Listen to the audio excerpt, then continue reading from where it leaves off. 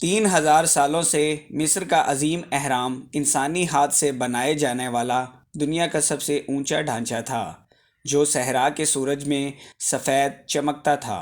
یہ 4500 سال پہلے صرف انسانی محنت سے بنایا جانے والا پیرامڈ یعنی اہرام تھا۔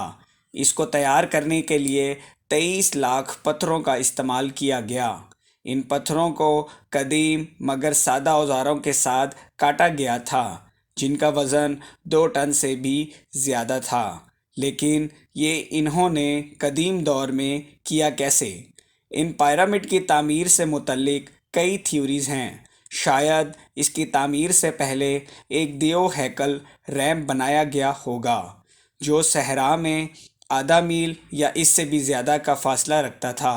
پیرامڈ کو بناتے وقت شاید ایک چھوٹا سا ریمپ پہلے مرحلے میں بنایا گیا ہوگا، مگر اس خیال کے ساتھ مسئلہ یہ تھا کہ اہرام کی 52 ڈگری کی ڈھلوان ریمپ کو سہارا نہیں دے سکتی تھی اور وہ آسانی سے گر جائے گی، اور پیرامڈ کا سفید رنگ کا کور پتھروں کو سلائڈ کرے گا، جس کی وجہ سے ریمپ اپنی جگہ پر برقرار نہیں رہ پائے گا۔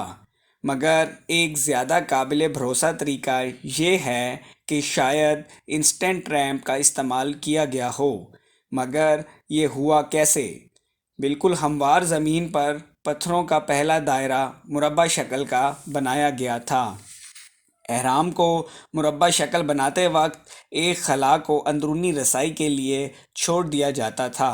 آخر میں کٹے ہوئے چونے کے پتھر کے بلاکس کی پہلی لیئر پتھروں کے پیچھے رکھ دی جاتی تھی۔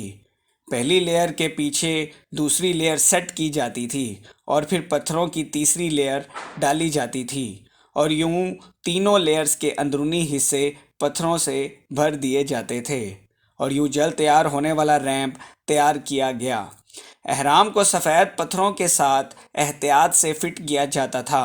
بیرونی سطح جس کے چاروں طرف پتھروں کی تہہ رکھی گئی تھی، جس کے چاروں طرف باریک کٹے ہوئے پتھروں کے بلاکس تھے۔ یوں بلاکس کی ایک دوسری تہہ رکھی گئی جس میں ایک خلا یا سوراخ کو چھوڑ دیا جاتا تھا تاکہ ریمپ کو تیسرے درجے تک بڑھایا جا سکے۔ لیول 3 تک یہ عمل دہرایا جاتا تھا۔ ریمپ کو پتھروں کے کٹے ہوئے بلاکس اور کھردرے پتھروں کے ذریعے بھرا جاتا تھا تاکہ ریمپ کو اونچائی کی طرف بڑھایا جا سکے، اور یوں ریمپ ہر نئی سطح کے ساتھ 11 فٹ تک چوڑا ہوتا گیا، اور ریمپ کو ہر بار اہرام کے پہلو تک بڑھایا جاتا تھا، یہاں تک کہ ریمپ کو کھینچ کر اگلے کونے تک لے جایا جاتا، جہاں ایک وسیع فلیٹ ایریا چوڑا ہو جاتا تھا۔ موڑتے ہوئے ریمپ کو مسلسل موڑا جاتا، یہاں تک کہ بلڈرز ریمپ کے ذریعے پیرامڈ کے سب سے اونچے مقام پر پہنچ جاتے تھے۔ آخر کار اہرام کو گولڈن چوٹی کا تاج پہنا دیا جاتا۔ اب باقی جو ریمپ بچ گیا اسے اوپر سے نیچے اترتے ہوئے فل کر دیا جاتا تھا، گویا یوں لگتا کہ وہ ریمپ موجود ہی نہیں تھا۔ لہٰذا فرعونوں کے لیے بنائے جانے والے اہراموں کو تیز اور سستا بنانے کے لیے شاید ریمپ کا استعمال کیا جاتا تھا، جیسا کہ ایک جدید بلڈر کرتا ہے۔ آپ لوگوں کے پیار بھرے کامنٹس اور لائکس کا بہت بہت شکریہ۔